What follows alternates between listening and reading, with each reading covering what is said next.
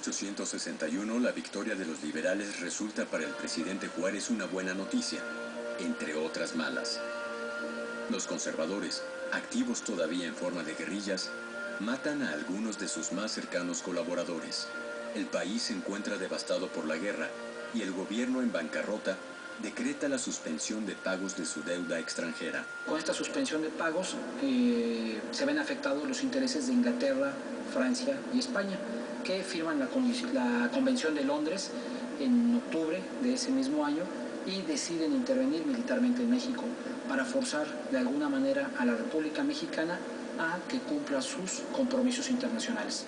La buena voluntad del gobierno juarista y la habilidad de su ministro de Relaciones, general Manuel Doblado, resuelven pacíficamente el conflicto con España e Inglaterra.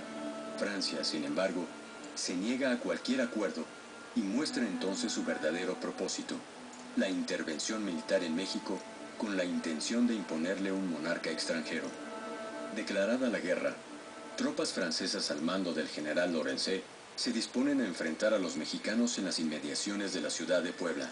En el caso del soldado francés, este es un soldado veterano de Crimea, de las campañas de Italia, es un soldado profesional, es un excelente combatiente. El ejército francés es el más poderoso del mundo y sus armas son modernas. Del lado mexicano, a cargo del general Zaragoza, el ejército de Oriente está compuesto por algunas milicias estatales e indios de la Sierra Poblana, mal comidos, mal vestidos y con pobre armamento.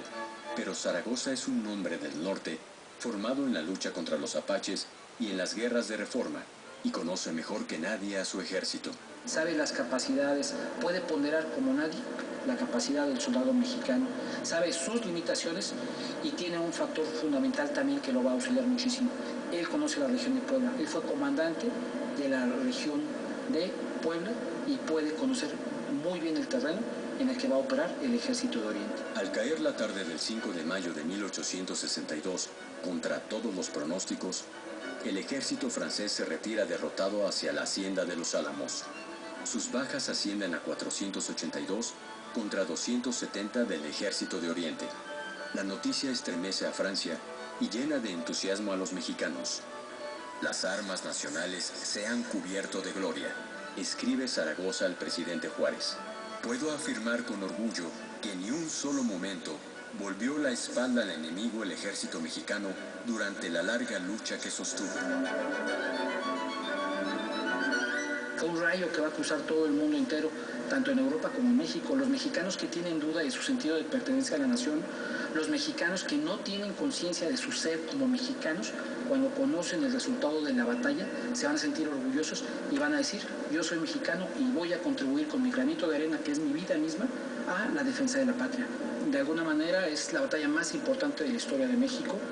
Empeñado en someter militarmente a México, Napoleón III consigue en 1864 que el príncipe Maximiliano de Habsburgo gobierne como emperador al país invadido.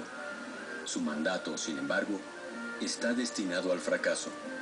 En todo el territorio nacional, las milicias liberales y los hombres del pueblo llano, conocidos como chinacos, hacen la vida imposible a los invasores. Para el ejército francés fue muy difícil controlar todo el territorio de México. Y las guerras de guerrillas fueron invencibles porque además conocían muy bien el territorio y tenían apoyos locales, sociales. Los monarquistas tuvieron más apoyo en las ciudades, pero la comida está en el campo. Estamos hablando que fueron 6 años de guerra contra los franceses, los que se van a librar, de 1862 a 1867, más de 1050 hechos de armas reconocidos históricamente, más de 75.000 republicanos muertos y más de 50.000 francoimperialistas también muertos en batalla.